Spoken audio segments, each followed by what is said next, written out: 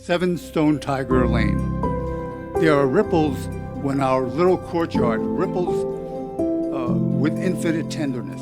Winsome wisteria, bosom bared, invites the caress of persimmon leaves.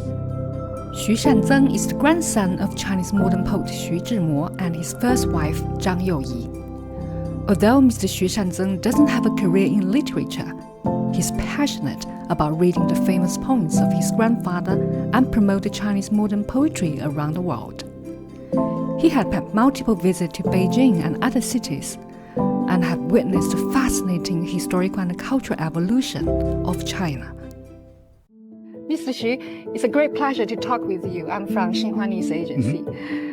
How many times have you visited Beijing, and how long has it been since your last visit to Beijing? Yeah, I've been to Beijing at least 4 or 5 times, and my last visit was back in 2018. What changes have you found here that impress you very much? Well, there's some things that I've seen and there's some things that I've learned, but I think probably the most significant change, has been how much the government has improved the life in Hutongs, and that's true for the residents as well as for tourists who visit the Hutongs, to make it more welcoming and safer for people visiting. Xu Zhimo is a famous Chinese modern poet and writer. Profoundly rooted in traditional Chinese culture, he pioneered in integrating the Western modern poetic spirit into his literary composition, serving as the Crescent Moon Society's representative. Recently in Beijing, Mr. Xu Shanzeng told us how his grandfather's poetry resonates with the timeless vitality in the modern era, fostering cultural exchange between East and West. Thank you, Mr. Xu, for having our interview. So your grandfather, Mr. Xu Zhimo, is a famous poet and a writer in modern China. Yes. And you are also a fan of Chinese poetry. So in what ways does Mr. Xu influence you and your family members spiritually? I think the influence is, when you're a descendant of a very famous person, regardless of whether he's a poet or whether he's a politician or he's in any kind of walk of life, you feel a sense of wanting to live up to his legacy, so that you don't tarnish the legacy in any way. The unusual circumstance that I face and my 3 sisters face is that we have a really strong legacy on both my grandmother and my grandfather. So we have much to live, that life that would make them very proud. And it's inevitable that so many people in China and now around the world understand him a little bit better, and so it's living up to that known expectation of people. So what kind of impact does Mr. Xu Zhimo's poetry will bring to people today? I think when I meet young people, they have a certain perspective. When I reach maybe middle-aged people, it's different, and the older people, they remember him from some of the poetry they read, maybe in their midlife. So what's fascinating about him is that his poetry speaks to a very broad range of age.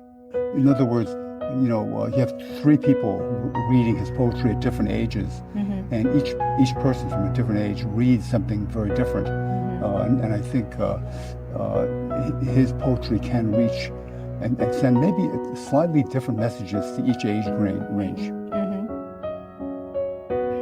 How does China's traditional culture influence Mr. Xu's writing? And I know you have visited some scenic spots in Beijing. They are rich in traditional culture. Right. Do you get some new inspiration from those traditional cultures? I think based upon my grandfather's writing, he really appreciated some of the modern perspective of poetry and culture, what he learned abroad. But he also, I think, tried to protect many of the traditional cultures that he was educated on before he left abroad.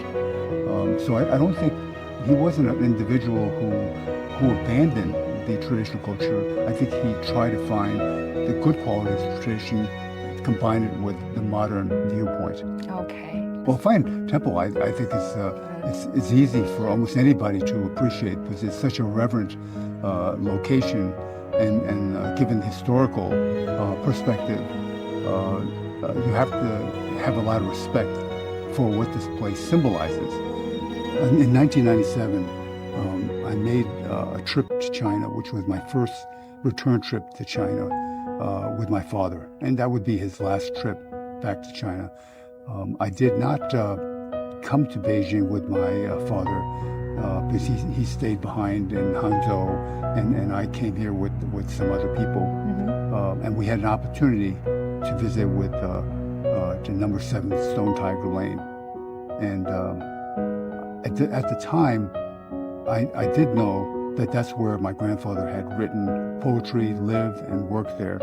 And also happened to be a place where the Crescent Moon Society had met and congregated and dined there as well.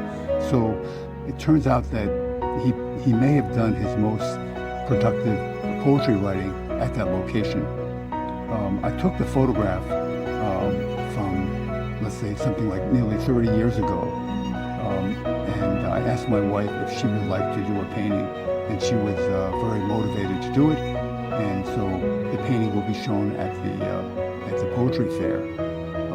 And she created the poem using the old photograph as the basic, layout, but then added elements to the painting based upon the written verses.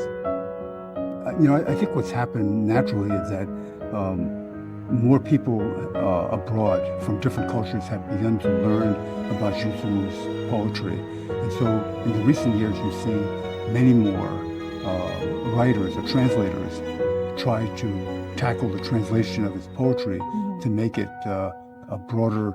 So I think it's sometimes hard to get translators to take that problem on because it's not the easiest thing to translate Chinese into English. We find that more and more people begin to appreciate it. They begin to recite the poem in many different languages like Russian, German, French, Japanese, and that's really enriched other people's lives that they can read in their own language now.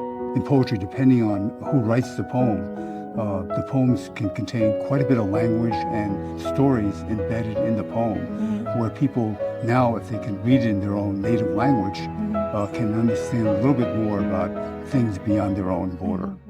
I'm wondering, what's your impression and what's your feelings about visit such historical sites here in Beijing? Well, no, even though I'm a technically trained person, I still find the study of history very inspiring.